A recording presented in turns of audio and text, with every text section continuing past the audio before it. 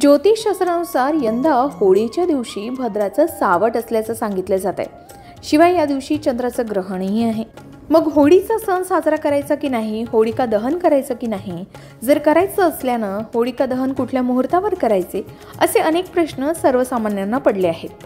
ज्योतिषशास्त्रानुसार भद्रा योग असल्यास काही गोष्टी कटाक्षानं पाळाव्यात असं सांगितलं जात आहे, नाहीतर त्याचा परिणाम संपूर्ण वर्षभरही जाणवू शकतो. मग यंदा होळीला भद्राचं सावट असल्यास काय करावं आणि कोणत्या गोष्टी टाळाव्यात, याबद्दलच चला सविस्तर माहिती समजून घेऊया. पण त्याआधी आमच्या चॅनलला सबस्क्राईब करा. तुम्ही जर हा व्हिडिओ फेसबुकवर पाहत असाल तर फेसबुक पेजलाही फॉलो करा. ज्योतिषशास्त्रानुसार भद्राचं सावट असेल तर होळिका दहन करू नये असं म्हणतात, कारण भद्रा ही सूर्यदेवाची कन्या आणि शनिदेवाची बहीण आहे. ही तिच्या उग्र स्वभावासाठी ओळखली जाते आणि म्हणूनच असं म्हटलं जातं की तिच्या प्रभावाखाली कोणतेही शुभविधी करू नयेत. म्हणूनच जर कोणी भद्राचं सावट असल्यास होळी दहन केली तर ते एखाद्याच्या जीवनात दुर्दैव आणि नकारात्मकता आणू शकतं. त्याचबरोबर ज्योतिषशास्त्राच्या दृष्टिकोनातून जेव्हा चंद्र कर्क, सिंह, कुंभ किंवा मीन राशीतून भ्रमण करतो तेव्हा तो प्रत्यक्षात भद्राविष्टी कारण बनू शकतो.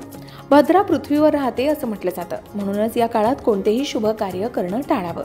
आता 2025 मध्ये होळिका दहन 13 मार्चला केलं जाईल आणि 14 मार्चला रंगपंचमी साजरी केली जाईल. भद्रा काळ हा अशुभ मानला जातो. होळिका दहनाच्या वेळी भद्रा काळ नसावा असंही मानलं जातं. त्यामुळे भद्रा काळाच्या तपासणीसाठी स्थानिक पंचांग पाहणंही महत्त्वाचं आहे. ज्योतिषशास्त्रानुसार यंदा फाल्गुन पौर्णिमा 13 मार्च 2025 रोजी सकाळी 10:35 सुरू होईल आणि दुसऱ्या दिवशी 14 मार्च रोजी दुपारी 12:23 समाप्त होईल.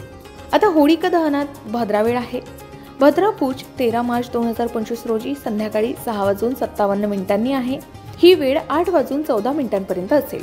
त्याचबरोबर भद्रामुख 13 मार्च रोजी रात्री 8:14 सुरू होईल ते रात्री 10:22 असेल.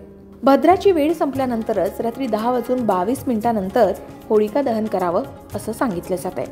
आता होळिका दहनासाठी सर्वात शुभ मुहूर्त कोणता, तर 13 मार्च रोजी रात्री 11:26 पासून ते 12:30 हा कालावधी होळिका दहनासाठी शुभ मानला जातोय.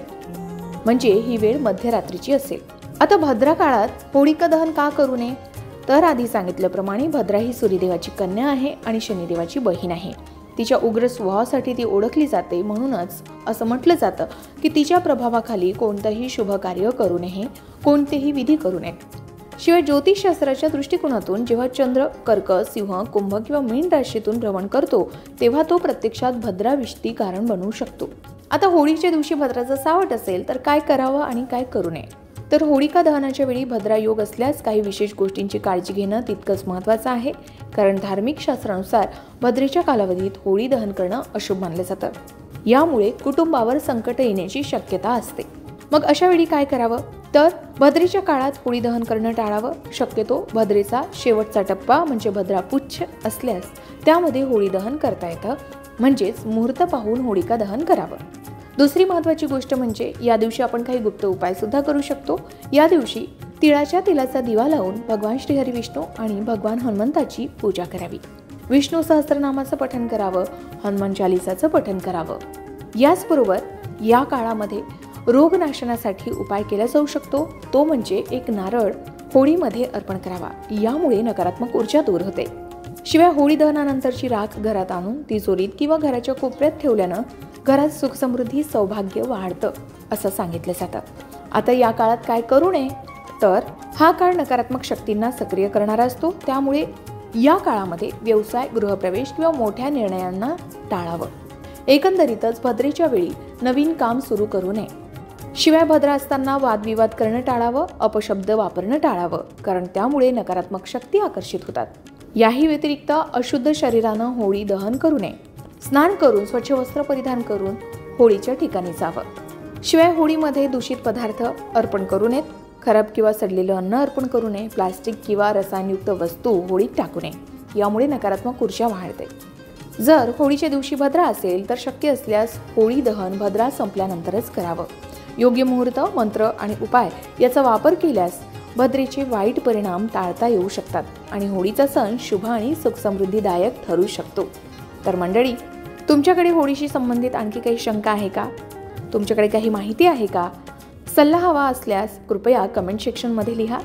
आम्ही तुमच्या प्रश्नांची उत्तरं देण्याचा प्रयत्न नक्कीच करू आणि तुमच्यासाठी योग्य माहिती शोधण्यासही मदत करू।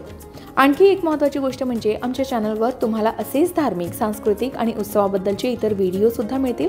त्यामुळे आमच्या चॅनलला सबस्क्राईब नक्की करा आणि बेल आयकॉनला दाबा, जेणेकरून तुम्हाला नवीन व्हिडिओंची सूचना वेळेवर मिळेल।